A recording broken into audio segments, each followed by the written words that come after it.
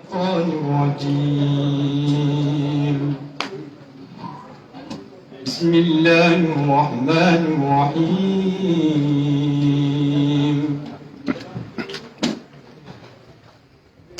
سورة أنزلناها وفرضناها وأنزلنا فيها آيات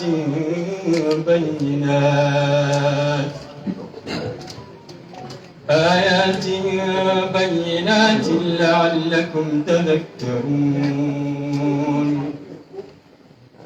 الزانية والزاني فاجلدوا كل واحد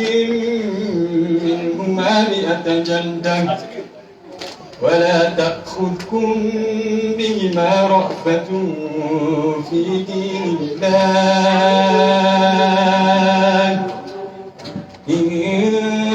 كنتم تؤمنون بالله واليوم الآخر وليشهد عذابهما طائفة من المؤمنين. الزاني لا ينكح إلا زانية أو مشركة والزانية لا ينكحها إلا زان أو مشرك وحرم ذلك على المؤمنين. هو الذين يرمون المحصنات ثم لم يأتوا ب4 شهداء والذين يرمون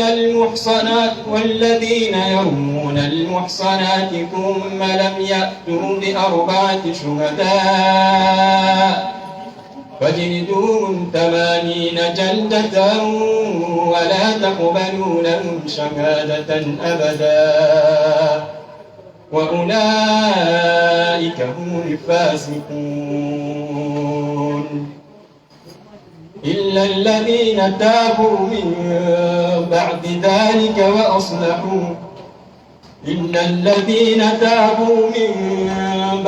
ذلك وأصلحوا فإن الله غفور رحيم.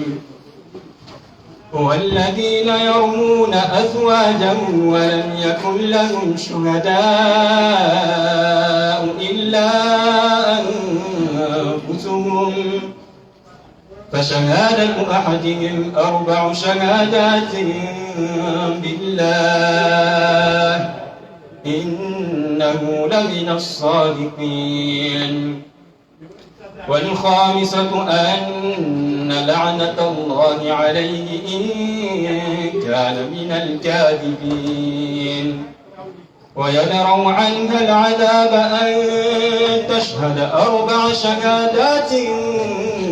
بالله إنه لمن الكاذبين. والخامسة أن غضب الله عليها إن كان من الصادقين. ولولا فضل الله عليكم ورحمته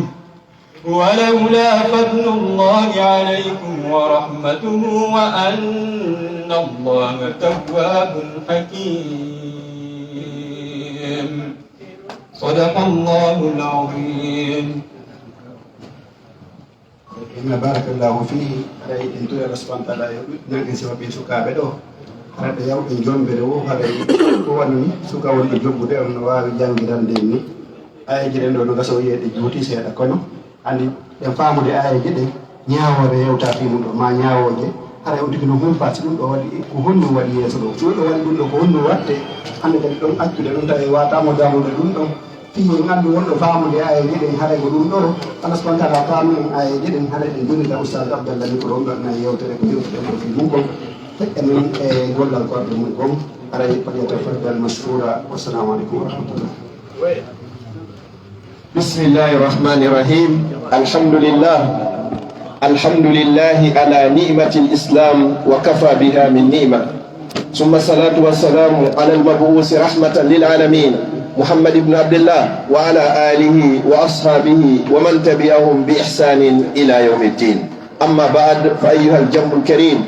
أحييكم بتحية إسلامية، تحية أهل الجنة في الجنة، قائلا لكم السلام عليكم ورحمة الله وبركاته.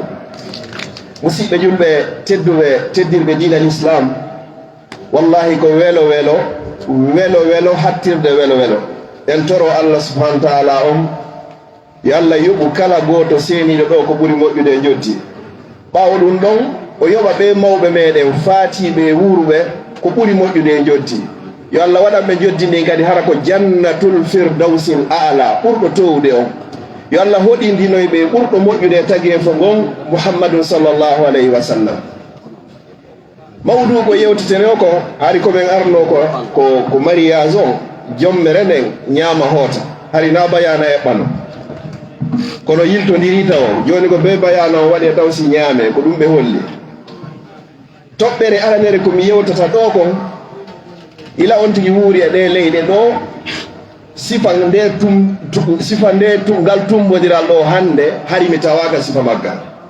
no gasa noon simi yewti seeɗa haray buy e moɗon kay tawaka hari sifa ngal tumbodiral ɗo. kono woni ɗon suka jombowo on hara ko on udditanta en jonde nde, zalika fadlullahi yu'tihi man yasha. no woodi nokkeli goo ka yehete humugol dewgal ɓe inna sagata on ala to hiɓe yaari ga sal humen dewgal ngal immoɗe yehi hara ganda ko hombo jombi hombo ko hombo jombi hombo ko hombo e hombo woni ko jombidire ɗo noon fof en seedi tigi en nani ɗe ayeje ɗo e kara o sagata meɗen ɗo wonɗo e resude on. ɗen toro Allah yo Allah ɗuɗɗinan en sifa ɓeɗo. mi toriki Allah subhanahu wa taala on ko kanko woni waɗayɗo barki e hunde, yo Allah waɗu barki e ngal dewgal. toriki Allah juulirde nden no heewi ɗo ni ko addi ɗum ɗo fof ko fii jokkere enɗal mo be fanunde munnen ko fii tawegol humugol ngal dewgal. toriki Allah yo Allah funtin hakkundeji ɓe ko wurata waɗa barki. ɗum ɗo ko welo ko ɗon wonno toɓɓere aranere nde. haray ko ɓe inni yo mi yewtu ko inconvénient ji ko woni kon tawata sukaɓe yiiɗa jombugol law. ɗum ɗo giɗi waali e kene ellaji ɗin ko cenɗe tati ardata. ella goo arday sengo sagataɓe ɓen, ella goo arda sengo mawɓe sagataɓe ɓen e mawɓe jiwɓe ɓen, ella goo arda e nokku ka wuura ɗon eno wuurira ɗon non. ko sabu ɗiɗo wonata inconvénient ji no fitanuji boneji ko wonoyta e nder muɗum kon haray ko ɗi piiji ɗon. mi ƴetta toɓɓere aranere nden fitna ko woni e soñjude sagataɓe ɓen kon e ko woni e soñjude jiwɓe ɓen kon fiika jombugol. mi ƴetta bange mawɓe ɓen taw na yewtere juutore habbanoɓen fof hewti, imam on hewti, amir on hewti. kon to woni ella on ka sengo mawɓe ɓen ko si mawɓen dari ke maaki kut ko bee tun sagata maɓɓe on jombaka nder famille o yaltata yaasi. ko bee tun o jomba ɓiɗɗo bappa ma yaaye ma kaawu ma nene tosoko ma ka musidal. si tawi ko mamu ko be o jomba tun e nder mamu, so yiyare nder ɓey gurne ko bee ɗon tun. ɗum noon ko ella molanaɗo, yo Allah ittagen mo. haray hino moƴƴi ha hino laaɓa, haray hino foti jombugol ka nder ɓey guure. kono ko si tawi hara sagata on e jiwo on hara hiɓe yiɗidiri ɗon haray hino laaɓa ko hunde laɓade. sengo jiwo on kadi ɓeyna sina oɗo jombatama a yaltata yaasi, haray woni fitna, haray woni bone molanaɗo. e toɓɓe ɗo ɗiɗi ko ka bange mawɓe ɓen. haray hiɗen andintina mawɓe ɓen ma ko goto mo nelaɗo sallllahu alayhi wa sallam ɓe maaki sartiji fi okkitirgol. iza ja'akum man tardawna khuluqahu wa dinu fazawijuhu. sartiji ɗiɗi ɓe waɗi. si goɗɗo ari ƴami ka moɗon tawi ko jon diina l'islam himo jogii mo andira jikku moƴƴo ɓe maaki fasawijuhu woɓe torike en jeeji en haray ko yen okkitin jiwo meɗen on ma haray ko yen resan sagata meɗen on sartiji ɗin ɗiɗi manditoɗen ndi ta ndaroy o si kaydi no woodi siko séjour o jogii kako nationalité himo jogii contrat durée indéterminé kako contrat CDD wata ndaaru ɗum ɗon nelaɗo lannanoki ɗum ɗon ndaaru sartiji ɗin ɗiɗi ndaara diina kan ndaara jikku moƴƴo on ko ɗiɗo ɗiɗi si tawi ɗiɗo ɗiɗi timmi e sagata siɗa mari jiwo ƴettu resinamo kaydi e jawdi e jaahu e teddungal ɗum koye juuɗe Allah woni ko Allah hokkoyta ɗum ɗon yo Allah hokkoto ɗon kala mo jogaki en torike ɗum ɗo mawɓe ɓen ka sengo jiwo on e ka sengo sagata on si en acci ɗiɗo en ƴetti ko l'islam o wi kon en heewoyta ninsoygol e nder mouradu en heewoyta ninsoygol hay si aroyi arduye hino labira okkitir neɗɗo ƴetta okka l'islam okkira li wajihillah kono si a okkitiri sabu goɗɗum ngo ñande ɗum ɗon lanni o ma konko okkitirɗa sabu mo ronki heɓoyade o nin se waɗa e nder mouradu no yo Allah dandu en ninsugol ɗo woni toɓɓere nden ka sengo mawɓe ɓen sansen ɗum ɗon haray l'islam on jaɓa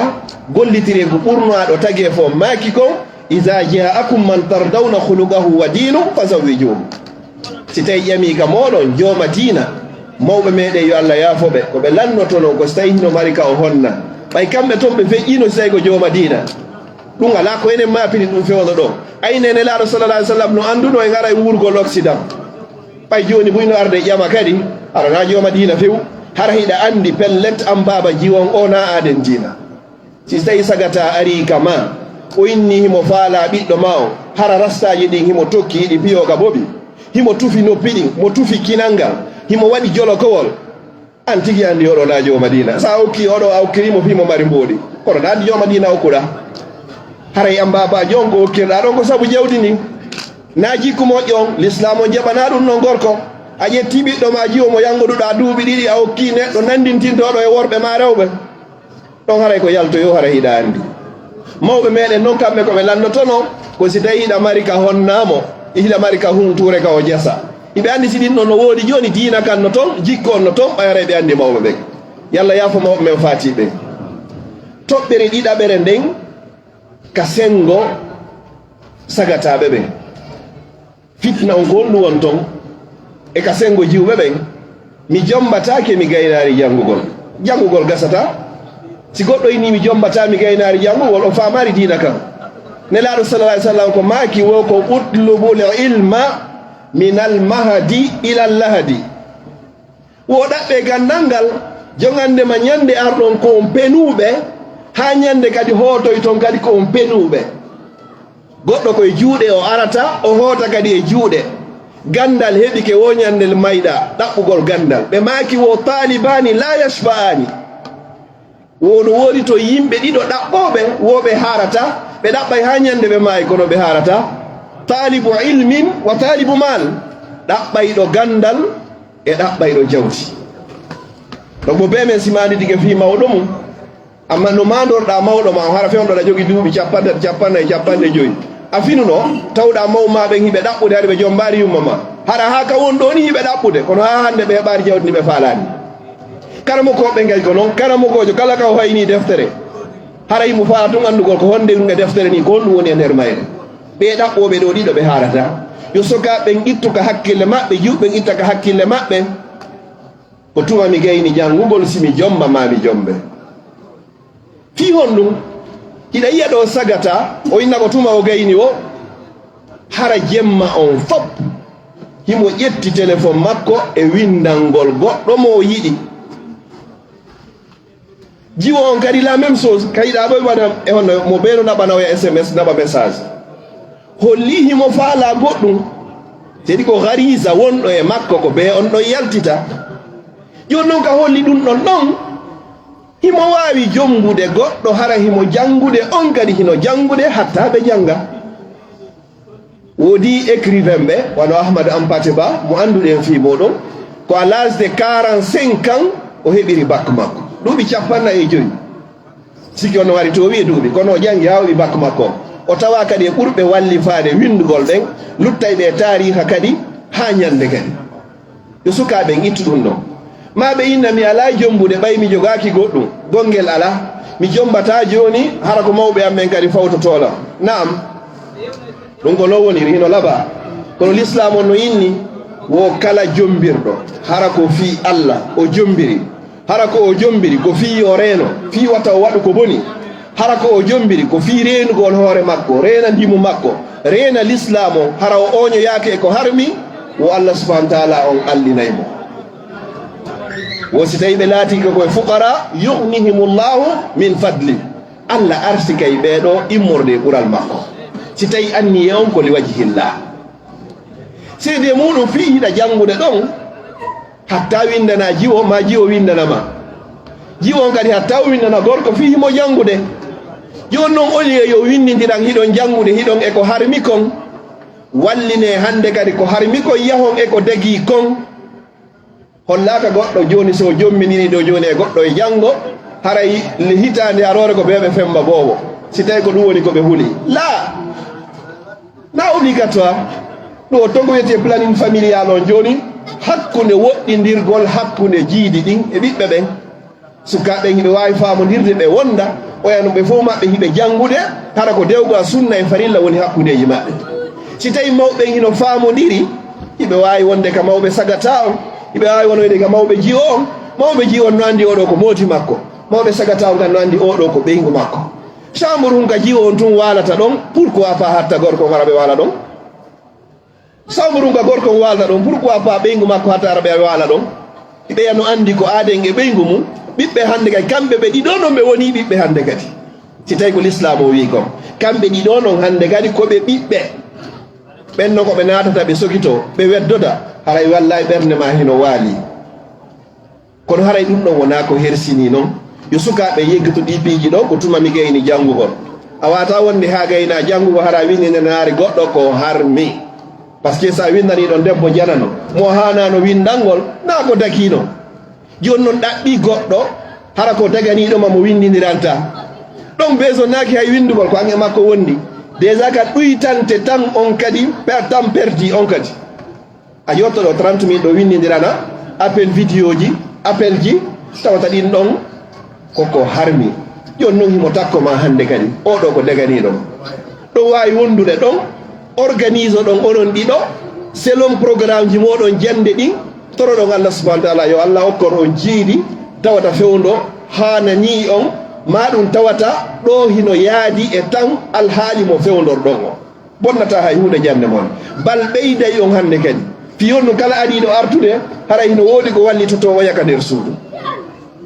ɓe darnina yewtere nden inchallahu honɗum toragol sagataɓe ɓen l'islam on no suusini ɓe yoɓe jombo nelaɗo salah sallam maaki tazawwaju ko fiilu amma nokkugo jommugol no ara hara ko sunna nokkugo no ara hara ko waajibi hara no waɗɗima nokku hara mustahab hara nokkiyel goo kan no hara no harmani woɓɓe goo kadi jommugol few ɓenno haranaɓe jommu si tawi goɗɗo Allah jarri ɓorimo joni nawnare ka gorgu oɗo haray ko yo woɗɗito o ɗaɓɓa lekki walla ndikki kala joguiɗo sifa muɗum yama asara shabab kono yo dental sukaɓe ko ɓurnaɗo tagi e fof on noddi on man istata'a minkumul ba'ata falyatazawwaj kala e moɗon joguiɗo feere yo resu resugol ngol ɗon go ba'a on no wawa wonde joni hara ko wondigu gon ka gorgo si tawi ɗum no timmi wo ko ya resu no wawa wonde kay hara ko dépense on kadi dépense on hande alhamdoulillahi ka wonɗen ɗo mo beeno jogii dépense a yiyata ɗo paykum kum jogaaki dépense a yiyata ɗo jiwa mo jogaki dépense so jogaaki fewdo ka woni e janngude ɗon mawɓe makko ɓen no joganiimo ukkinireɓe ɗon kamɓe ɗiɗo ɓernde ma waalo fof to an mawɗo jiwa on ukkinireɓe kamɓe ɗiɗo ɓernde ma waalo fof to an mawɗo gorko o sina ɗum ñande be ñande woodiɗo e mawɓe meɗen moko baaɓe meɗen tedduɓe meɗen e ndi leydi komi fillotorta qissa on ko fiyo Allah dandu en enen luttuɓe jiwo makko o yehi ha hewti ka rese komi seeditigon ko fanɗi o ko fanɗi tato yalti fi makko mawɓe jiwo on inna o himo janngude taw hayna jiwo on ngoy ko arɗo o haray mo jangude taw caka si on sottino ko boni ko harmi yehi ha o ƴetti reedu tawi noon jogone o helli faaka taw o helli faaka taho nawnar nen ti tumɓe nayi mo ka labtade ɓeyni ko sowiɓe tawi ko sowiɗole joni noon ɓeyni ko bonnugol ko baaba en makko adda hande kadi yo siiñu fii bonnugo reedu ndu honno ko hulɓini yurmi ɓuri ɗum ɗo himo innude oya hewtaari ka jombe himo jangude tawi oya hato jinino wondugol e goɗɗo bakka toon ɗo ko hombo fawi ko baaba en makko saliɓe yo jombe ɓen ɓe yehi kadi ɓe siiñi kadi yo reedu kadi itte yo wonki kadi itte sabu hon ɗum koɓe sali hokkidirde komo kon si goɗɗo ari ƴami tawi hino faala jiwo ma on inni hino faala wallahi acci o yara toon ɓe gerdoya toon o lieu yo waɗu ko harmi ko o waɗiroya toon ko dayi ko fitnoji ɗinni enen ɗo ko wuura ɗo ko imma ko jogiiɗo contrat imma wonɗo e chômage ma imma jogiiɗo CPS ko wiyete ko balla ko ɗe woni ɗo tati ma wonɗo e charge goɗɗo ko ɗiɗo nayi woni ga jon noon goto e ɗiɗo waway ɓe wurnugol alhamdu wa shukru lillah ɗe weltano Allah du'ano mawɓe meɗen e rofɗo goɗɗo weelaka jonno ko ɓeeɗa woni ƴakkude ko esira ma kadi yo ara o ƴakkinayi ɗum ɗon e sagatama o ma ɗum e jiwo oɗa on hande kadi ko dongal woni ko doytini o arsike omo be yaada e arsike muɗum miɗo toro Allah subhanahu wa taala ka darnugol yewtere nden yo Allah waɗu barke nde jonde meɗen ɗo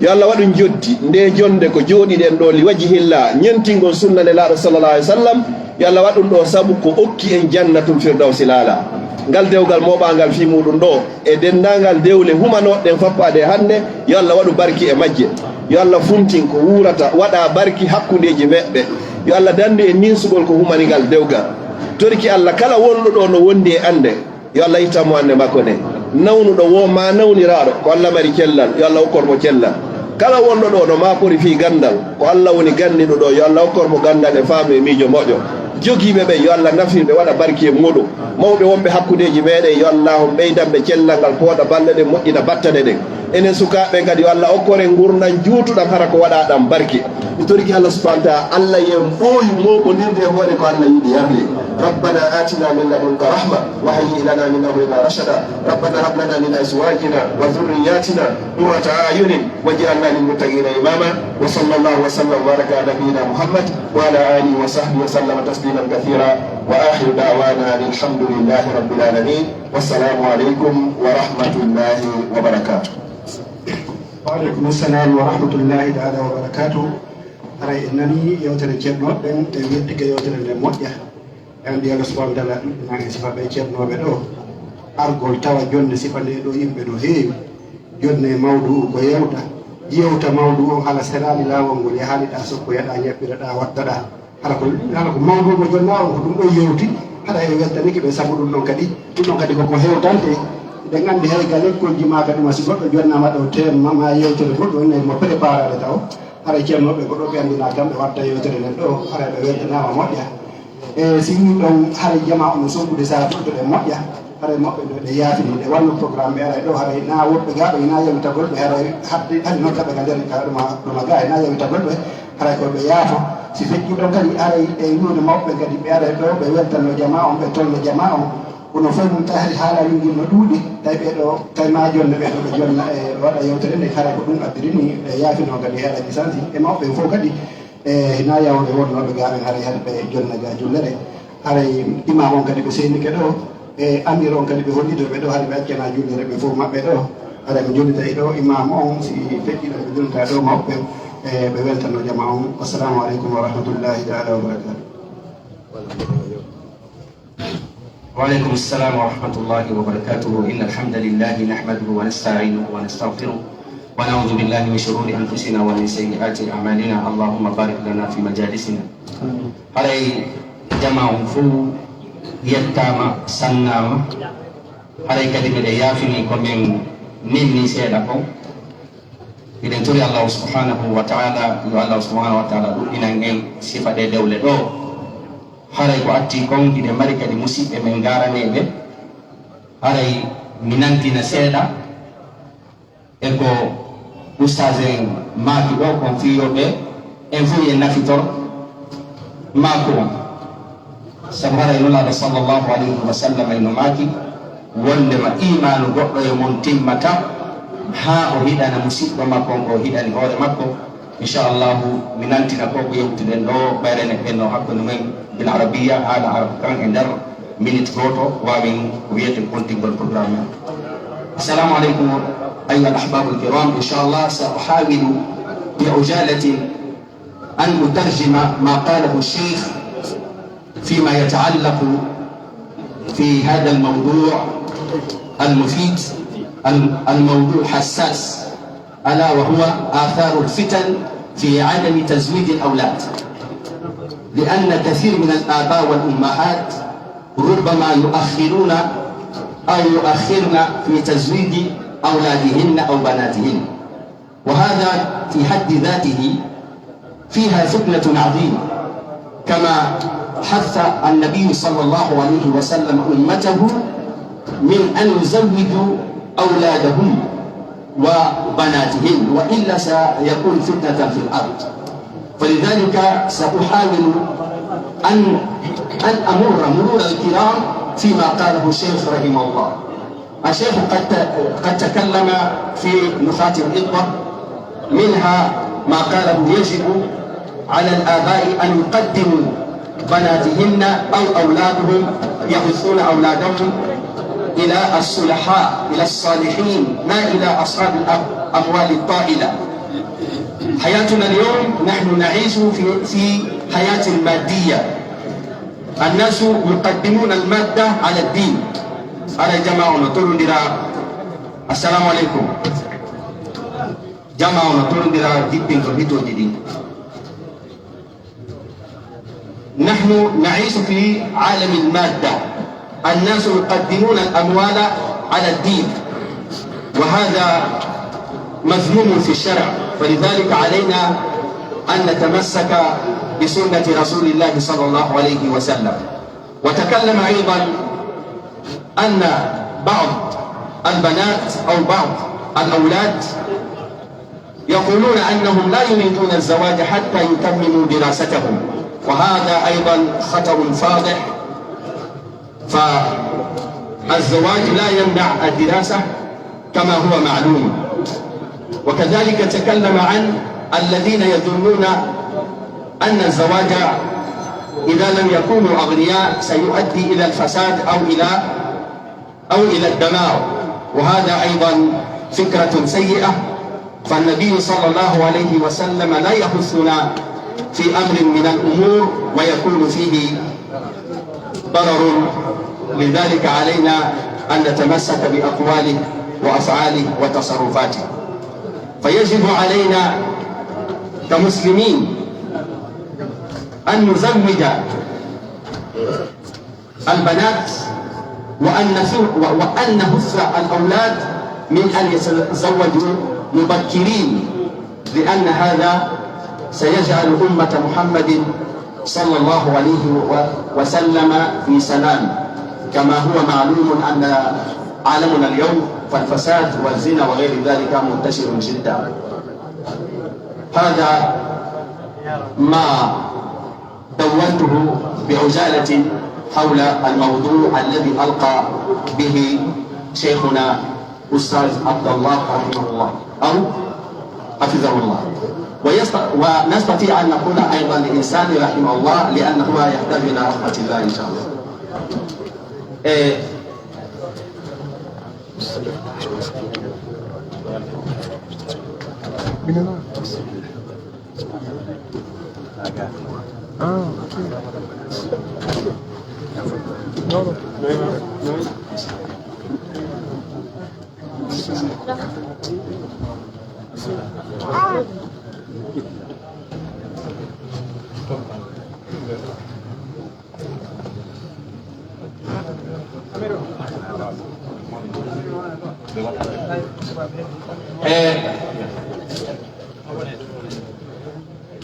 haray joni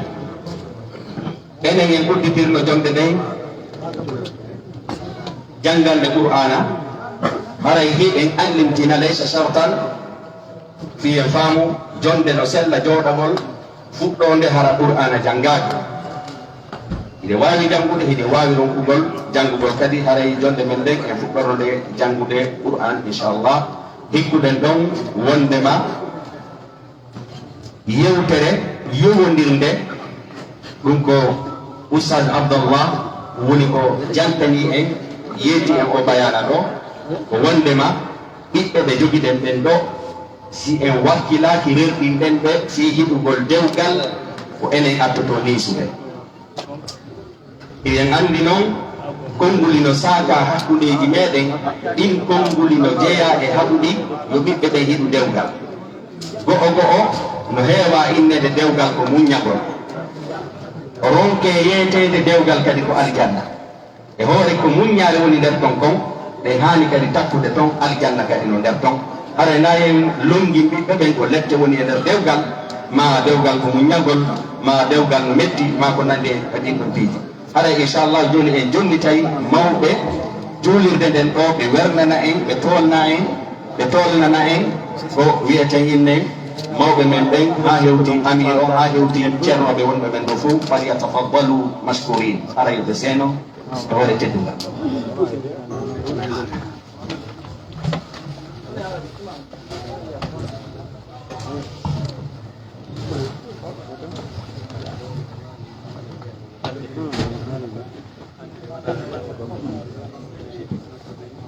Assalamu alaikum warahmatullahi ta'ala wabarakatuh. Aray ko konngol mawɓe misiddaji men ɗin ɗiɗi yees ɗo e masjidul Nur e masjidi Taqwa. Aray meɗen wiya onon geeje ɗe men tini ɗo ɗen fof goto kala ka iwri meɗen wiya on ko saɗi moɗon ko tooli moɗon ɗo hare musidalji ɗin fof no futti ɗo hino ɗo futuɓe meɗen e hino ɗo mawɓe meɗen tedduɓe e hino ɗo amiruɓe meɗen tedduɓe e hino ɗoɗe e ceernoɓe meɗen ɓen fof tedduɓe aray wallahi ɗen weltani Allah iɗen weltodirani meɗen wiya on ko saɗi moɗon ko tooli ɗum haray ko konngol masjidul Nur e masjidi Taqwa haray ko on ɗin jamaji ɗiɗi woni lies ɗoɗe haray meɗen weltano Allah weltano kala seydiɓe ɗo kala seynoɗuɓe ɗoɗe tawata no jogii e ɓittere en toriki Allah yo Allah ittu kala e meɗen jogiiɗo andeji sabu o julɓe seyniɓe ɗo e konnguli ɗi nanɗen en toriki Allah yo Allah ittu andeji ɗi en toriki Allah no woodi ɓuy seyniɓe ɗo hara woɓɓe ɓen jogaaki kaydi en tori Allah yo Allah addan en ɓen ɓe jogaaki kaydi okka ɓe kaydi kala fayɓe men jogiiɓe kaydi ɓen yo Allah dandan en ɓe bona seytane danda en fof bona seytane waɗana en barke e ngal dewgal ɗo waɗana en barke e dewle aroje ɗen kadi ene wiya on assalamu aleykum wa rahmatullahi taala wa barakatuhu.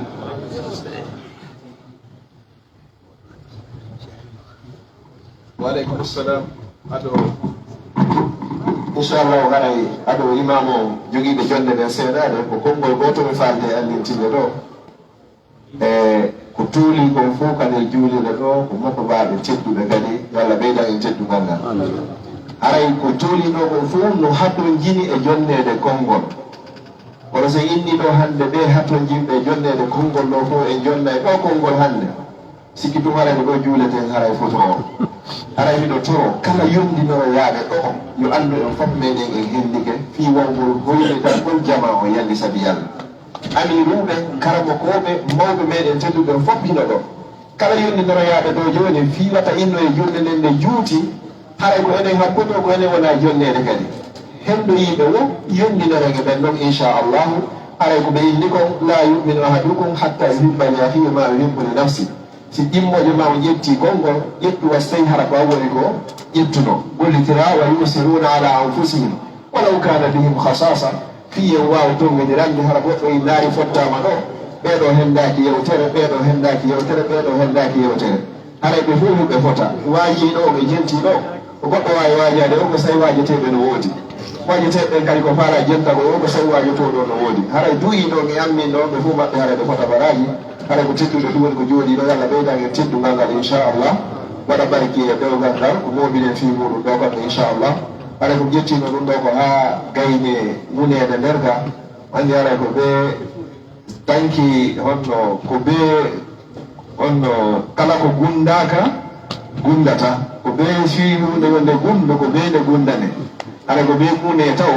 ɗum noon hara hino yaade dina kan kadi nela sallallahu maki o istainu bi qada'i hawaikum bil kitman o wallinore hundugol haajuji moɗon ɗi hara ko suuɗugol koyo suuɗe taw ha so ƴetti joni masala wona o ngal dewgal no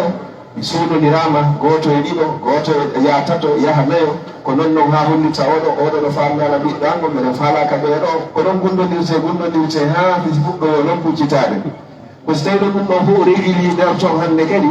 wawɓe jogade ɓen fof joguike murandu on say noon si feññinano e jama o ɗo woodi woɓɓe ko fewjoɓe ɗo woodi woɓɓe ko fewjanteɓe ɗo woodi woɓɓe ko fewjodoteɓe ɗo woodi woɓɓe ko holliteteɓe ko fewja kon haalda fotta e mon ɗi catégorie ji ɗo non nayi ma joyi kala ka Allah waɗma sa inni a forsa yaha e ɗum ɗo tum wontigi wirtoton geɓal na ko booɗante geɓal ñande handuɗa e maggal wongal ara e ngal tawama henduɗagal goto watagal yeltude ara ko ɗum so tawi ɗo yewtiti ndewe yewtere ɗo joni ko toriɗo kon fo ɗare ko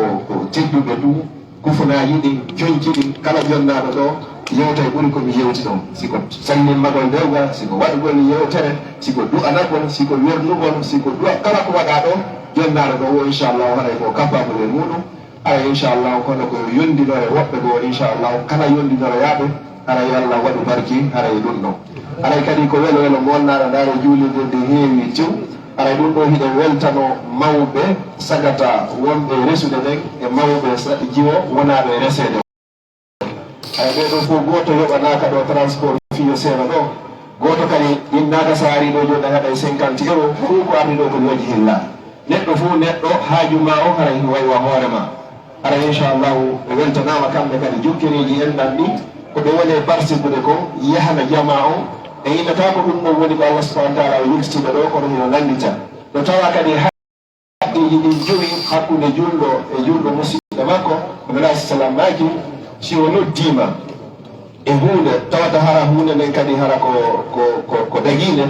ɓeyni o haray ko ya nooto haray ko ɗum woni ɗo joni raddu salami o onno isa da'aka fa ajibuhu wa isa stansaka fansahu wa isa atita fa hamidallah fa shammitu ɗiɗo fof ko haqqeji julɗo e dow julɗo musidɗo makko yo noon ko haqqe woni ko tottuɗen ɗo si julɗo musidɗo ma noddima e hoore ko dagui ko laaɓi tawi a mara ngantu hay e hunde a notaki hara e jolitari mo haqqe o ko wiyeteno haqqe ko tawata ko si a jolitari lanka aduna ga e feƴƴoyta lakara hara mi hettani jommen lakara kon mi yiltodirete toon haqqeji ɗin ko moƴƴimaɗi ƴettete oɗo jonde ɗawi de ya yewi to goɗɗo noddima hara teddugara ma miɗo resande gueɗal am ma miɗo resinde gueɗal am hara mɓe faala yen tawde tawata mara ngantu hay hunde saɗaɗa to yewde hara jolitari mo haqqe o seede muɗum hay dislamo no wi hara hande arama ɗo joni ɓe noddi e nafakaji ari hara hiɗen goori hara joni noon nafakaji gonɗum ɓe ni o ko ya taƴi ñaama ha hara def duɓoɗa watta hoore ɗon hara hiɗa mari baraji Allah windanama baraji ko horuɗa kon o windanama baraji ko nafiɗa kon o windanama baraji ko notiɗa kon haaji musidɗo ma o a hoorari a heɓi baraji horuɗo a ñaami ha haari a windanama baraji ɗo a seenigi kadi a windanama baraji ɗin ɗo ɗum ɗo homo to woore ko sifa o jokkere enɗan ɗo aɗa noon ngol jokkugol enɗan ɗo neɗɗo fof neɗɗo yo lerɗo e ɗum ɗo yo eto o ande e ɗiɗo o mandite e ɗum ɗo o maritore e ɗum ɗon wata goto jaɓo tindinirede kaarijo ko yawullu wonderɓe rusananarini andama ɓornotoɗo ɗum ɗo ta jaɓu ɗum few neɗɗo fof neɗɗo mo wuuri o andaka so maayi o hattataki hay ara muɗum ɓe yewtay misal ɓeyni o fi goɗɗo e ande ɓeyɗa o haalif turaf o lumɗo jamma o hay say on tuma andete fo winna he nde hundeɗo ɗo moƴƴi towɗa ko luyna min mi tawta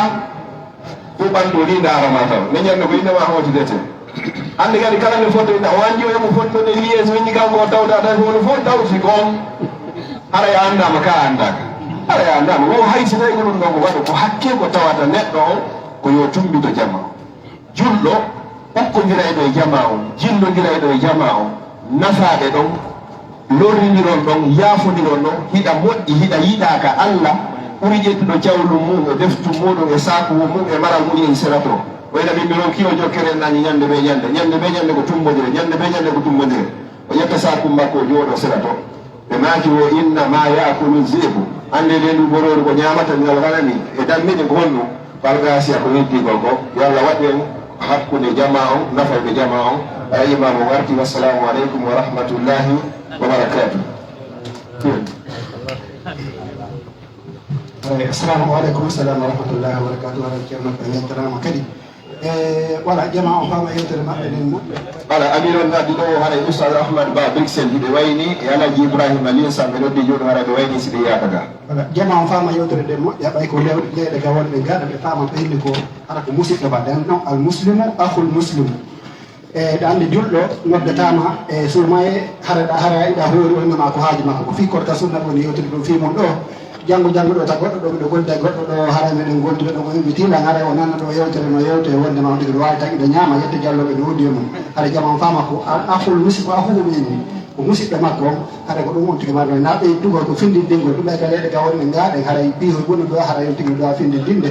haray ko ɗum o si toƴƴi ɗon haray ɓayima on seddiga ɗo haray mi famno jonnude ɗo alaji sansi ɗo e ɓeya ɗo ɓe ok ça va ɓe ɗiɗogol tan ami on kadi ɓe ariɗo assalamu aleykum. haray ɗen tini haray wawtuji ɗi wawtuji ko wawtuji hettuɗi joni ɓay haray makko ba ɓen fof senike maɓɓen senike ceerno ɓen senike ha hewti dental ngal fof senike joni natane gollal ngal inchallah haray meɗen toro mawɓe ɓen e ceernoɓe ɓen e duga e fi newnalngol en ye wawa fuɗɗagol gollal ngal so tawi woni no heewi.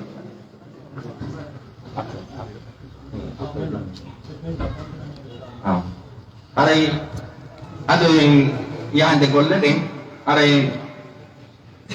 nodden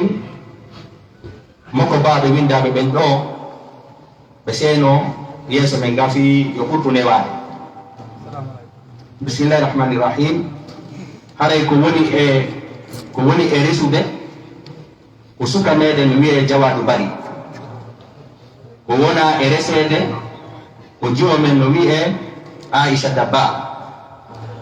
haray noon ko woni wakil gorko on haray ko maketede Alaji Aboubacry Ba andiraɓe e nde Sayd ɗum ko ɓeɗo ko ɗum no woni wakil ko halfinaɗo lontagol saabu gorko kañum hatojina wali ko wakil o hatojina wali ko ɗum waɗi sellata e innu ko honto woni waliyu gorko on o koye innu ko honto woni wakil gorko on waliyu ko sonnajo hatojini e wilaya. haray ko woni waliyu sonnajo on ko mawɓe men ɓen Alaji Mouhammad Sanusi Ba yo Allah subhanahu wa taala ɓeydu cellal ngal pooɗa balɗe ɗe. haray e telemma seedeɓe telemma ka resuɗo on ko maketeɓe Alaji Mouhammad Laho iɓe yamira senagol bisimillah yeeso ga kañum ma e Alaji Boubacar Molembe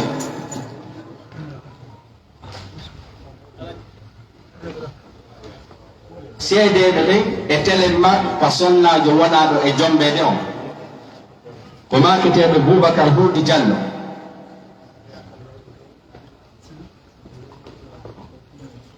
kañum ma e maketeɓe Mouhammad Wuri Diallo Konesa.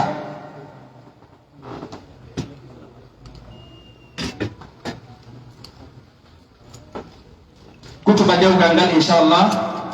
haray ko waɗoyta ngal ko ceernoɓe men kañum ma e mawɓe men amiru men on oustaz Ba Anvers. si ɗum feƴƴi kadi haray e telemaka nafakkaji en daari en tawi wonde nafakkaji ɗi gowletake ñameteji ɗi ko honɗi adda yo woɓɓe ñaamu nafakkaji ɗo nafakkaji welayɗi ɓe ɗin aroya tawa hara ɓe nafike ha ɓe yonni ko ɗum waɗi min daari min tawi hikma on ko yewtugol ñameteji woɗuɗu ɗin ɗum mo kala no wawi heɓilade e ñamete welayɗi ɗum on. hara ñameteji ɗin fonne no woodi mbaɗɗu no woodi rigra no woodi kaaba e follere no woodi kaaba e gosan ino woodi ko ɗum ɗo woni ñameteji ɗin haray fi watta en wata goɗɗum adde hiɓɓe sabu eɗen andi ñameteji ɗin ko nema e nder nemaji subhanahu wa ta'ala fewgo si ɗon feƴƴi hara hiɓe mari kadi ɗo koko diina kan ko yowodiri e diina kan on e telemma ko yowodiri e namuji men ɗin kon haray ɗum ɗon e winda sabu kaɓɓe goroɗen no ɗuuɗi kono ɗum ɗon kadi tuma fewndi wo inchallah min jonna e on information ɗi joni haray meɗen toro ceernoɓe ɓen ha hewti aniron e mawɓe ɓen mi watta mako won e jungo Oustaz Abdallah ya hewti aniron ɓe hikkano e yeeso fii ko yowodiri haɓɓugol ɗewgal ngal ɓawo toragol ɗuma e mawɓe ɓen kañumma e ceerno ka ha hewti musidal ngal fof wassalamu aleykum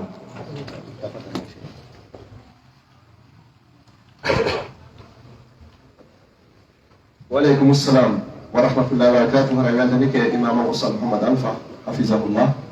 جوني هاي فلا يهوتي من ميكروفون على محمد سنوسي لا يهوتي على جسيك على جسيكو وني لونتاد بابا سغتاو سغتاو جوني هاي كو كانكو وني إتوراد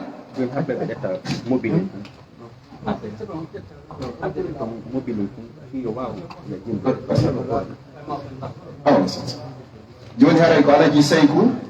woni e toranade jawwadu bari haray ko kanko ni to jongo ɗo yeruɓe yiyano o nane nden ko jangani qur'an o ko kanko wona e resanede alaji ramadan bari salliɓe meɗen ɓe nga honto ɓe woni ɓe towna jongo gasi haray ɗe okkipi e goɗɗum alay ɗum ɗo ko weldigal ni yurmodirgal yiɗodiral teddodiral alaji sayko oɗo haray ko jibinande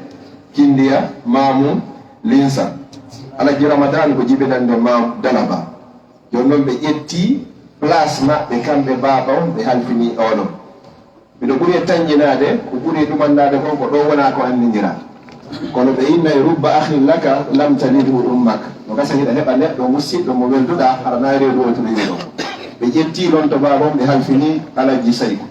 ko woni filitara ɗo ko ɓe wonta kon ko karammokoɓe ko fi enen sukaɓe haray min Boubacar Ba ka lontagol ramadana bari baɓen jawwaɗo bari ɓeɗen ari ka moɗon oɗon alhaji Mouhammadou Sansi Ba lontiɓe baɓen jiwo maketeɗon Aisha Ba ɗum ko Abdoullahi Ba yo resin men min resina jawwaɗo bari o jiwo moɗon ɗo e hoore men teŋiraymo o mboɗi temeɗɗe jeɗɗi eroɗo ɗum ɗon woni ɗumo siɓe gayni alaji Sansi Ba ɓe maka min alhaji Mouhammadou Sansi Ba ka lontagol waliyu Aishatou Ba wiyeteɗon Abdoullahi Ba mi jaɓi resingol ɗon e ley konngol makko Aisha Ba e hoore o teŋe toɗɗare ɗo mbubte meɗɗe jeɗɗi ero alaji sayku ɓe maaka min nani min jaɓi min weltori si feƴƴama ɗon hannde kadi hewtinde micro ji ɗin seedeɓe ɓen si tawi no haton jini mo ɓeyna min kaarijo mi seeditike kaarijo resinama kaarijo e hoore o teŋe ɗo wadde noon hotba dewgal ngal e juuɗa jonnere o inchallah aɗa gotumata dewgal aji sayku ɗum jogui konngol assalamu aleykum wa rahmatullahi taala wa barakatuhu alaji Sansi aray min Saykou Ba aray timmorade lontagol alaji Ramadan aray meɗen howti ka moɗon aray toragol on o jiwo moɗon maketeɗo Aissatou Ba gueɗal maketeɗo modi Abdoullahi aray on hokkumen imen resna o sukamen maketeɗo jawwaɗo bari ko rowi e deftere Allah nden e sunnaneraɗo on sallallahu alayhi wa sallam e hoore teŋe 700 €. jolleɓe ɗon aɗa siɓe jeɓe wa aleykum salam wa rahmatullahi taala wa barakatuh haray min Mouhammadou Sansi ɓen Aissata Ba ɗumani kena yomi hokkita jiwo makko haray ko lanɗoɗon nan ko min hokki on min lonti ɓe jungo goto hay ko waɗa lontangal awaray ko menen ɗon ti ɓen aissata ba pli okkitirgol mo hokkamo jawadu bari aray min nani ko hollutuɗon men kon min newnani on kadi min hokki on e hoore tagi ko adduɗon ko temeɗɗe ɗiɗɗi yalla moƴƴi ndewgal ngal alhamdulillah aray minen kadi min jaaɓi min weltori en torike subhanahu wa ta'ala yo Allah waɗu barke e dewgal ngal hokkaɓe ko nafata aduna e lakara hokkaɓe ko humjoto qur'an e hadisaji nelaɗo sallllahu alayhi wa sallam yamira ko moƴƴi hada ko boni yene nan e jaɓele dow muɗum assalamu aleykum wa rahmatullahi ta'ala wa barakatuh aray konngol hewti koto Boubacar Hoodi Diallo ɓe yeeto en ko honɗum woni ko ɓe seediti o wi o wokkiti haɗo jaɓa teŋeji ala change ɓe jaɓiɗi yesma nam koto Boubacar gasi Cheikh Houri voilà ɓe yombinori ɓe ɗo Cheikh Houri. Assalamu aleykum wa rahmatullahi wa barakatuh. Min Ahmadou Houri Diallo kono sa mi seedike wondude remojobere julɓe ɗo fuu wondema Aissata Ba geɗal Abdoullahi Ba o resinama Jawadu Bari geɗal Alhaji Ramadan Ba e hoore Bari e hoore teŋe temeɗɗe jeeɗɗi machallah ero ay torka Allah subhanahu wa ta'ala yo Allah on waɗ barke dewgal ngal yo Allah on funtin ko hakkude ko nafata hakkudeji maɓɓe aduna e laha allahumma rabbana taqabbal minna innaka anta samiul alim وتب علينا انك انت التواب الرحيم واغفر لنا انك انت الغفور اللهم ارحم ضعفنا وتولى امرنا واجبر كسرنا وفك اسرنا وهدم على النار سالنا سبحان ربك رب العزه عما يصفون السلام على المرسلين والحمد لله رب العالمين. arayde hewtina micro on Alhaji Boubacar Molen Bek e Alhaji Papa Diko goto maɓɓe wawi yonde Okay. Bismillahirrahmanirrahim. Allahumma salli ala sayyidina Muhammad sallallahu alayhi wa sallam. Aray min Boubacar Jamburiya Hamulen Bek aray julɓe ko seeni ɗo kon fof aray mi seedi tike wondema Aissata Ba resinama Jawwadu Bari e hoore teŋe mbuuɗi temeɗɗe jeeɗiɗi aray ero wonduɗo jama julɓe ko seeni ɗo kon fof ara en torike Allah yo Allah waɗu du'a e barke e dewgal ngal hokkora ɓe zuriyaji waɗaɗi barke e muɗum hokkora kala ɓe heɓali ara allahumma salli ala sayyidina Muhammad sallallahu ara eɗen yewtina micro on amiru dental ngal amiru ahli sunna wal jamaa niveau Belgique o fof e niveau Europe o fof fadilatu al akh oustaz Ahmad Ba Anvers piyo ɓe waɗan en hutuba dewgal ngal. Bismillahirrahmanirrahim. Innal hamdalillah nahmaduhu wa nasta'inuhu wa nastaghfiruh wa na'udzu billahi min shururi anfusina wa sayyiati a'malina. Man yahdihillahu fala mudilla lahu wa man yudlil falan tajida lahu waliyyan murshida. Wa asyhadu an la ilaha illallah wahdahu la syarika lah wa asyhadu anna Muhammadan 'abduhu wa rasuluh. يا أيها الذين آمنوا اتقوا الله حق تقاته ولا تموتن إلا وأنتم مسلمون يا أيها الناس اتقوا ربكم الذي خلقكم من نفس واحدة وخلق منها زوجها وبث منهما رجالا كثيرا ونساء واتقوا الله الذي تساءلون به والأرحام إن الله كان عليكم رقيبا يا أيها الذين آمنوا اتقوا الله وقولوا قولا سديدا يصلح لكم أعمالكم ويغفر لكم ذنوبكم ومن يطع الله ورسوله فقد فاز فوزا عظيما. علي إن ترك الله يلا بركة دوغنغا يلا هوت بهورك الله يديارلي كلا سكار ميدان برسال بين يلا نانا ببرسا kala jul berasa ka ben yalla newn berese yalla barke fay ko meden koy yalla putinan en galleji di yalla put asikeji di taw masiboji di اللهم أوزئنا أن نشكر نعمتك التي أنعمت علينا وعلى والدينا وأن نعمل صالحا ترضاه وأصلح لنا في ذريتنا إنا تبنا إليك وإنا من المسلمين ربنا هب لنا من أزواجنا وذرياتنا قرة أعين واجعلنا للمتقين إماما ربنا آتنا في الدنيا حسنة وفي الآخرة حسنة وقنا عذاب النار سبحان ربك رب العزة عما يصفون وسلام على المرسلين والحمد لله رب العالمين ara yafa ɗum mi ɓeyda ɗo goɗɗum ɗo e yetto micro o hande ka wonɗen ɗo Belgique mi nata fof tumbi ɗo kono jama o buyno tumbi ɗo haray ko te tawno haray ko enen ɗo Allah halbini fi ka dina fewno saayi ɗo haray ko findintegol hakkillaji meɗen ndenge fi toɓɓere ɗiɗen gollitirde ka golle men ga ɓala andintinde ɗo duwagol dewgal ma waɗugol duwa fi inde boobo iɗen mari ka aada meɗen wi'ugol min waɗi ɗiɗo mbuuɗi fi duworɗum dewgal ma ɗiɗo mbuuɗi fi duworɗum inde boobo haray e inde ceernoɓe ɓen Belgique ga e jama o haray meɗen faala en waylu ɗum ɗon e taw noon haray enen ko teddungal tawɗe sago meɗen si goɗɗo komi dewgal haray en jonnemo goɗɗum joni itten ka wi'ugol kaarijo e waɗanimo duworɗum dewgal haray en waɗi paasi fi makko ka inde boobo kadi ka zalika haray en wiyaari duworɗum dewgal par ce que du'ana ko soodete haray ko noon tan mbimi falno wadde hande jama o funo tumbiɗo haray ko leydi meɗen Belgique ɗo wayle noon ɗon systéme gollitiren ko dina kam wi kon hara en fukkaki en falƴade e muɗum geɓal ngal ngal heddo ɗon inde nden ne wayla ko wiyeteno duworɗum dewgal wi en paasi kumɓe dewgal ko wiyeteno duworɗum inde boobo waɗen paasi fi peññiɗo inde boobo geɓal ngal heddo ɗon fi ka teddungal ko ɗum manno ko mi ɓeyda yeeso jama on fof ɗo assalamu aleykum wa rahmatullahi wa barakatuh aleykum salam wa rahmatullah joni haray hiɗen andi hiɗen mari aadaji finatawaji hanaɗi jogiteɗe haray hiɗen makana directeur oustad Mamadou Saliou hafidahullah yoɓe seeno haray hiɓe jogi kamɓe ɓuuri en andude ko honɗum haray ɗon on fi jonde nde yoraɗi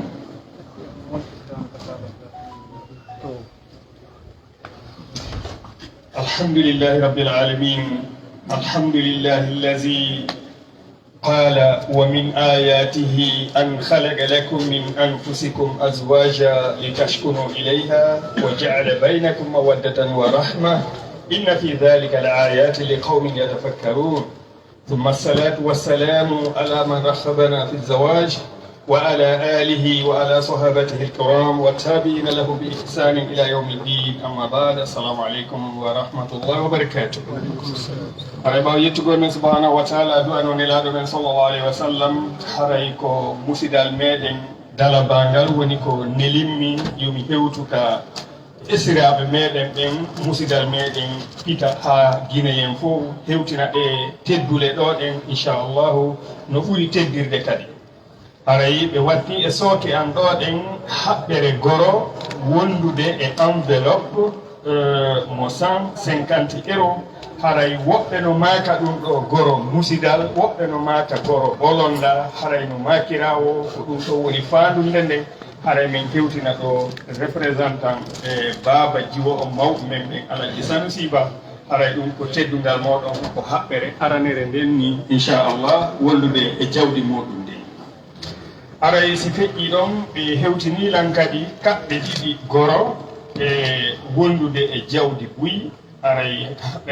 haɓɓere goro tororde haɓɓere goro tortorde wondude e enveloppe mo 50 €. haray ɗum kadi ko teddungal moɗon haray fotoro ɗum haray kadi meɗen torti tortor ɗum noon koye yaawi ɗum kadi hannde inchallah haray si feƴƴi ɗon haray inchallahu musidal ngal kadi waɗanno mawɓe meɗen ɓen e transport ko ɗum woni paasi haray no amir men on maakiri noon haray ko ɗo fuɗɗotoɗen gollitirde sabu noon si amir on maaki haray ko samina wa atana sabu haray kadi koko yowodiri e bindi koko yowodiri e kamɓe ceernoɓen koɓe diisodiri wurtangol en haray en fuɗɗoto ɗo jaɓɓugol wurtugol ngol haray ko paasi mawɓe meɗen ɓen ɗum noon haray ko mawɓe men wonɓe ɗo ɓaŋorɓe région ji ɗin ha Bruxelles haray ko kamɓe mawɓe tawaɓe humugol ngal dewgal ɗo ɗen haray paasi maɓɓe ɗin ino waɗa sanƴero wondude e haɓɓere goro haray ko teddungal moɗon haray si feƴƴi ɗon haray fahin kadi hiɓe waɗi ɗo kadi paasi e humanɓe en dewgal ngal inchallah haray enveloppe mo 50 € haray ɗum ɗon kadi ko teddungal men min hewtina ɗum ɗon karma ko meɗen ɗonɗen ha hewta amiru on inchallah haray si feƴƴi ɗon no gueɗoɗon noon haray jiwo on ko dañaɗo ko ne'aɗo haray mama soroɓe woodi piikoye buy ko walliti toon ha ka fewni ɗo joni noon mba haray nayo men yurnito e piiji feƴƴuɗi haray min tawi yomin waɗanɓe 50 € haray kamɓe kadi ɓe muññitora ɗum ɗo ɗen ɓe anda awa haray gueɗaljo maɓɓe o ɓe okkitira ko teddungal moɗon haray inchallah ko ɗi enveloppe ji ɗo musidal ngal hewtinnolan haray no woodi ko yowiti ko wiyete fanda fute e suga ɗin piiji kono tuma ɗon hewti ka hiwrodiroyal ɗon wo on tuma min hiwroyto ɗum ɗon kono ko yowiti ko jama o fof haton jini humpitede kon haray ko ɗum ɗo ɓe hewtinnomi haray si yettinori no hanniri noon ko immorde subhanahu wa taala hooti kamɓe nelɓe ɓen si tawi ɓoylike haray ko immorde cheytan haray min kella yaafini e moon haray assalamu aleykum wa rahmatullahi wa barakatuh waaleykum salam wa rahmatullahi wa barakatuh aɗa en nani makuji ɗin fof en nani kadi maku haray amiru men on haray e faljugol wona ella iɗe wawi ñiɓude ɗo e hunde wona duuɓi buyi hiɓoyen o ɓuuri laaɓude kon ko ɓuuri fewude kon haray changegol ko waylugol ko jokkuno haray ɗum no jeeya e ko wiyeten gorgu haray hiɗe mari ceernoɓe kadi iwɓe Espagne seeni fii haɓɓugol ngal dewgal ɗo tun haray mi watta micro on e junngo maɓɓe minute goto si ɗon feƴƴi jollite masidu nour ɗo yo en jonnutu ko wiyete mawɓe men ɓen ko inchallah ceerno ramadan awa haray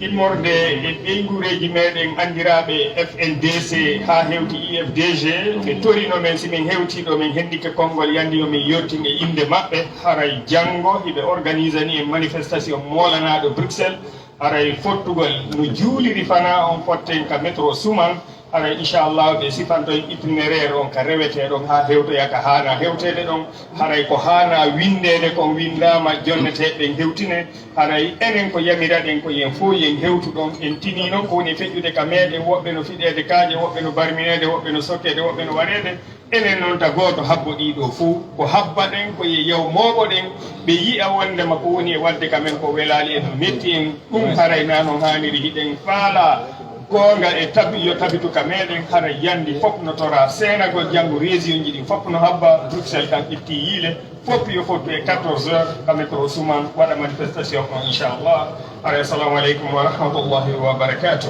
inchallah haray ɗen wattude micro on e ceernoɓe men iwɓe Espagne ɓen fi tawede o welo welo ɗo inchallah wa tafaddal mashkoura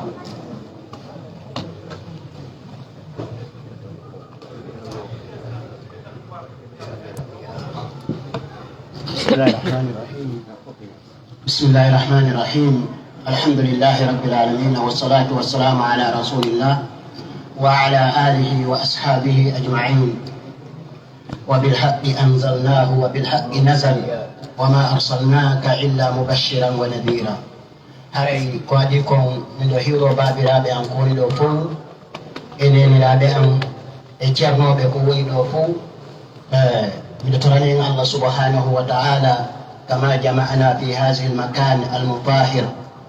واجمعنا كذلك في جنات ونهر في مقعد صدق عند ملك مقتدر هاي قاديكم من ويلتوري بوي ko Allah newnani mi tawande jonde ɗo surtout noon kadi koko ɓe ceernoɓe ɓeydi tani en ɗo ɗen ceerno Abdallah koɓe holli ɗo fi affaire ngal jombidiral hakkude ɓe tawde ko hawɗuɓe tawi kadi ko enen jeydi kadi tawi kadi ko wonɓe e ɗe leydi ɗo nde paarani andi ndimde miɗo yii mojisa ko waɗi e Espagne e ɗe balɗe ɗo ko Allah kadi mi haalani ɗo ka julde ko an kadi mi seedini haray piiji ɗiɗi yiya e moyto e mum jombugol ngol ko e newna jombugol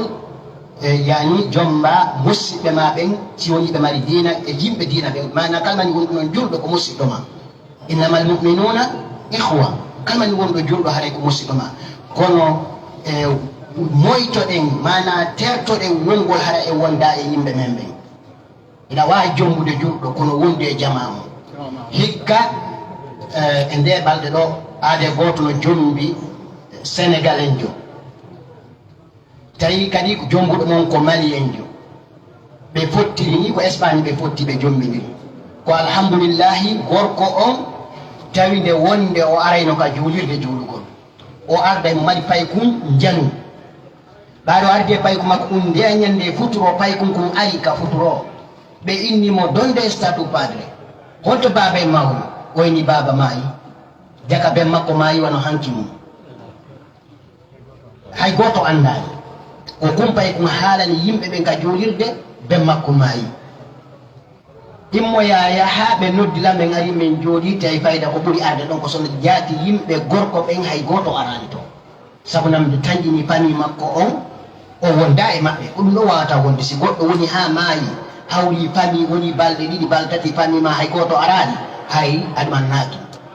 sonnajo mo o jombi on ko sénégalais jo olofuujo ko ɓarim ɗo wola haala kan seeɗa ɓe ari min jooɗi ɗon ha inno yayo min yahu ka fure on addete ɗon allah waɗi hari mo joguino sihro ka banque tawi ko ɗum ɗon ɓen ɗon inni nattaymo ɓe ƴetti ɓe addimo ko yimɓe ɗiɗo wonno ko mi yaadno mi noddi gana yemɓe ɓe min wondi ka jolirde ɗon emin yaadi ka otoje ɓaari min hewtiɓe a fof min hewti arnoɓe piyo min juulo o walla min lootamo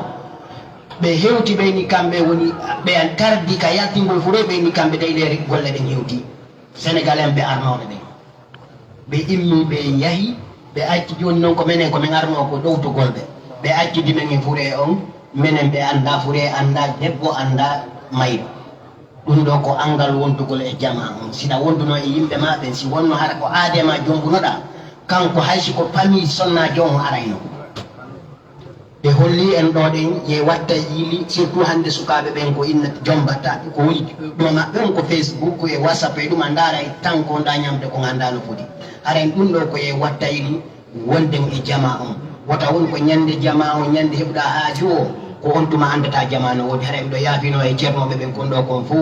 hara ɗen tori allah subhanahu wa taala yo allah moɓidiren e hoore gonga e hoore giggol e hoore yiɗidiral kadi haray ko ɗum ɗon assalamu aleykum wa rahmatullahi wa barakatuh وعليكم السلام ورحمة الله هاي إذا جوني تماكم إن شاء الله مسجد النور فليتفضلوا مشكورين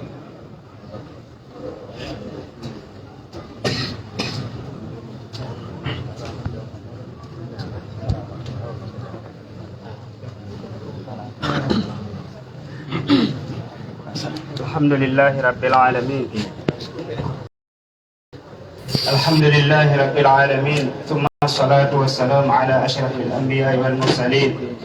نبينا محمد وعلى آله وصحبه أجمعين وبعد السلام عليكم ورحمة الله وبركاته مسجد جلبتد بآية الله سبحانه وتعالى دعانا النبي صلى الله عليه وسلم haray jama seni ɓe ɓen ɗo fof haray ɓe jarama ɓe jarnama ɓe weltanama haray yo allah subhanahu wa taala waɗan ɓe batte seena on joddini jannatul firdausil a'la guntana en haajuji min kene gunɗo allah subhanahu wa taala waɗ barke e dewgal ngal allah subhanahu wa taala waɗ barke e dewgal ngal hokkoɓe durriya wuruɓe waɗa barke allah subhanahu wa taala hokkoɓe durriya hunjoɗoɓe qur'an haray mi salmini jama o fof assalamu aleykum wa rahmatullahi wa barakatuh وعليكم السلام ورحمة الله وبركاته هاي دي من توري يا أبويا هاي جونة الميكرو بين رودي هاي إن شاء الله آدم عندي هاي دينا من كانوا ياجي دينا كانوا ياجي ونبي تقول في لاهرة في أدو دينا من كان وجوني هم بين فامي وند مدينة في لاهرة رمكو إنن فامي سابق من دينا فامي نو دينا دينا نلا دمان في دعاء وقرب مؤمن وفوق ربنا آتنا في الدنيا حسنة وفي الآخرة حسنة دينا كان كوغامي تانجي دوغي هاي نوغي ماري موسي بغو هيكوراني بين في كلاموجي كدي وات ميكرون اسوكي ما بكورا إدي أنتما ندارل نو جولير مو بين بهم بناين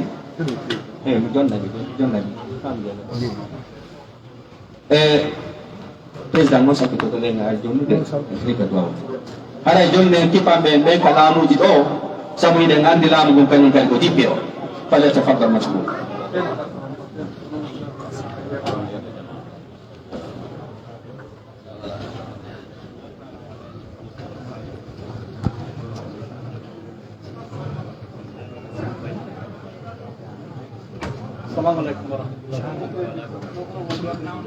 Assalamualaikum warahmatullahi wabarakatuh. Haray en information directeur men Alhaji Masaliou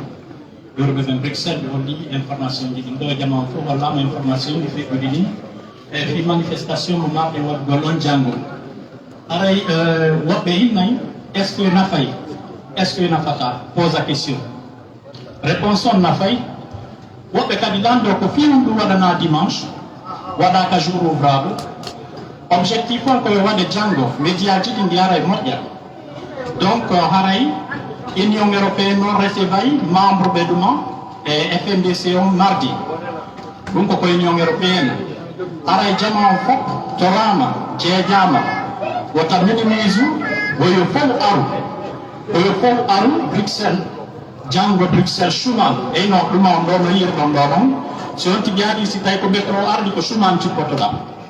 ara tawe manifestation on à partir de 14h30 ara musidal ngal fof no tora ɗum ɗon no jeeja par ce que ene yii ko woni feƴƴude konko men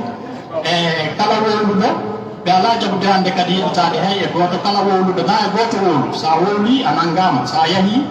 ko noon ɓe jokkirta ko ɗum ɓe nata la dictature en fait joni hara e jama on torama jeejama yo tawe janngo e manifestation on ko FNDC nodditi kon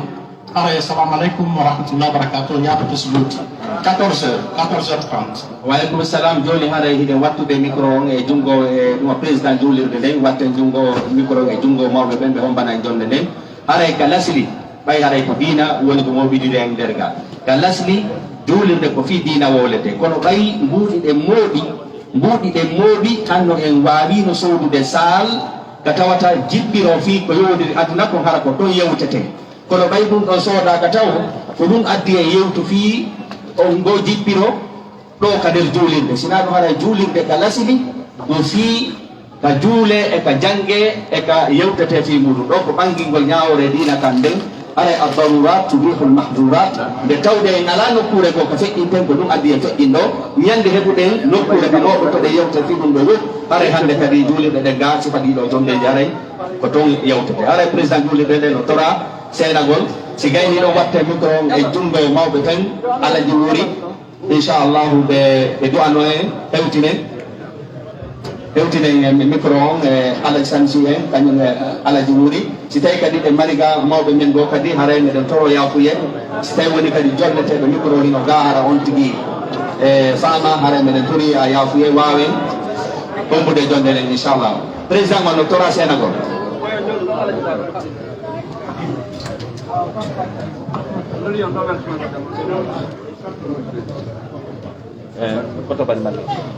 assalamu aleykum wa rahmatullahi aray yiɗde président o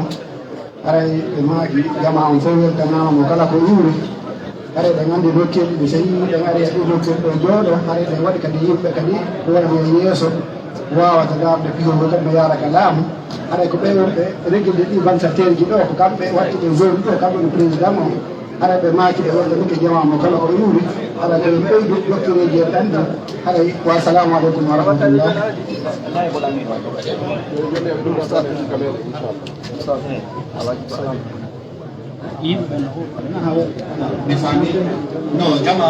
noni 16 heures gasi joni haray nayɓe lamiɗo on ɗon sino mbaɗi konngol naaɓe feɗɗamina moɓɓen ɗo inchallah haray a nafakkaji ɗin hino woodi inchallah jamam no tora bismillahi rahmani rahim wa sallallahu ala nabiyina muhammadin wa ala alihi wa sahbihi wa sallam tasliman kasira اللهم علمنا ما ينفعنا وانفعنا بما علمتنا وزدنا علما ينفعنا اللهم لا سهل الا ما جعلته سهلا انت تجعل الصعب اذا شئت سهلا اللهم يسر لنا امورنا برحمتك يا ارحم الراحمين يا رب العالمين على جهود لكم ولدي يؤمن بعد ما صلى الله عليه وسلم خير الكلام ما قل ودل moƴƴude yewtereji ɗin fof yo raɓɓinde ala wonde ala en weltanike jama o fof en toranike jumɓe ɓe fof yo allah moƴƴinan en ko wonɗen ɗo moƴƴinan en ka meɗen ɗo yo allah waɗu barke e dewgal ngal wonana barke e dewlete fof rabbana ablana min ladunka rahmatan wa hayyi lana min amrina rashada wa sallallahu ala nabiyyina muhammadin wa ala alihi wa sahbihi wa sallam tasliman kasiran subhana rabbika rabbil izzati amma yasifun wa salamun ala al mursalin allahumma salli ala muhammadin wa ala alihi wa sallam anki hakke jama julɓe ndaren no raɓɓiɗinoro nden jonde meɗen nden ɗamo juuti moƴƴa aray ɗen gari seeɗa tawa ma wadde illa jettuɗe ndaren no jodiri no gombiɗen jonde nden aray ko adi ko fof may muɗum e wertanike makko baɓe meɗen wonɓe yeeso ɓen ɓe masdude ɗum ɓe masdude tawa e dendanigal jamaji ko tawa ga ko fof salli e tooni koɓe waɗani en on si ɗon fetti e wertanike jama kadi ɓangorɓe kala ko ɓaŋori accini haajuji muɗum seedi e fofoɗo ɗe jokkirenna haray ɗo lokkuɓaɓe ɗuɗɓe no gaɗe gasateɓe jonde e konngudi ɓaŋorɓe jedde fof kono haray ele konngol maɓɓe koye raɓɓiɗiɗo ɗo ɗen homɓe jonde ɗen ɓe ceernoɓen e ko haray e waɗa hanay koye ɗemmol ɗon kadi goto lami tortaɗo a fewdo ɗo ko hiver somi yaltini fay koye an koye toon ma mi yalti ɗo ɗen haray min mimmintoto musuji an on ma ɗum ɗo e ɗum ɗo waɗay haray hiɗen torodiri yaltude sonnaɓe yaltu ko ɗum ɗon ɓurete considérede e manifestation ji ɗi ɓe ɓorɗoɓe kaɓe yiɗi paykum ɓe yiɗi sonnaɓe dalike e hunde nden hunde ɗon mobilise ɓe ƴettade considérable haray en torodiri feƴƴinen ɗen ɗo message ji hakkudeji meɗen eɗen tigi ɗo makko baɓe hoore muɗum seenoɗen toɗɗen sembinen salaji meɗen e yii ko fewni ka meɗen ko fewnoɗoɓen ɓeen ɓe maraka tawi ɓe woni reconi si tawi en ɗaami yahgol ɗo ɗen haa ɓe ripeɗa e hoore meɗen wallahi ɓe siɓɓe julɓe haray en anndani ko gerɗen yo allah woto ballo meɗen eno woodi noon hakkudeji meɗen woɓɓe jonnete du'a waɗe du'a fiika meɗen ɓe ƴetta ko du'a haa ɓe gayno ɓe wiyata yo allah moƴƴinka meɗen o fal jonno haray en torodiri wakkilagol sembine kala ko tawi ɗen du'a waɗde fiika meɗen ko yo allah loɗinɓe e wonɓe jamfade jaɓɓita tooña jama on yo allah tabintin jokkuɓe goonga ɓen iɗen anndi e wonno innete annabi moussa do'ino e hoore fir'auna ɓaawa woni o lorri nulaaɗo sallallah alih sallam kadi duwi e hoore ɓuray siyankoɓe siɓɓe maɓɓe ɓe mbaaɓe lorri enen noon ko ɗum hinayi wowde hakkunde meɗen ino hakkunde meɗen kaadurɓe gandanɗa hoore personnel ɓe yiɗi ɓen kaaliɓe kadi ano woodi sukanuɓeɓe etoɗen ɗiɗiɗigirel ƴettorki allah yo allah wonu ballo meɗen yo allah feññi kala janfaji honɓe janfade tawata koɓe paala ko intérêt personnel maɓɓe on e dow intérêt jama heɓitiɓe ɓen hara inchallah ɗen jottinoɓe alaji sanni ɓe waɗana en du'a ka hombugol piiji ɗin haray ɗen yaafinoɓe makko baɓe ɓuyno haali gade ɗoɓe junniteɓe gonɗuɗi inchallah haray jawɗi allahma salli ala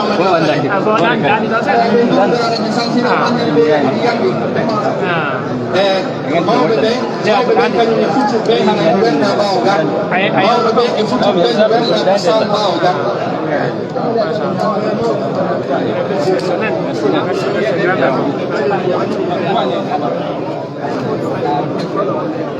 hay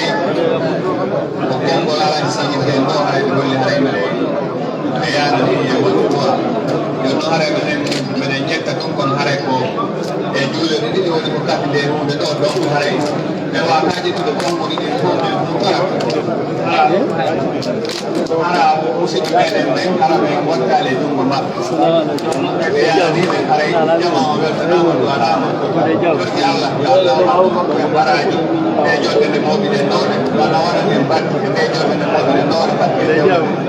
ربنا آتنا في الدنيا حسنة وفي الآخرة حسنة وقنا عذاب النار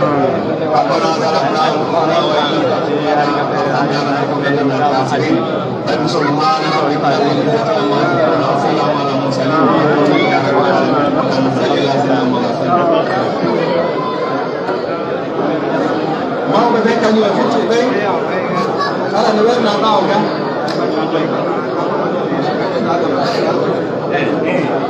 jama o min sikkunoɓe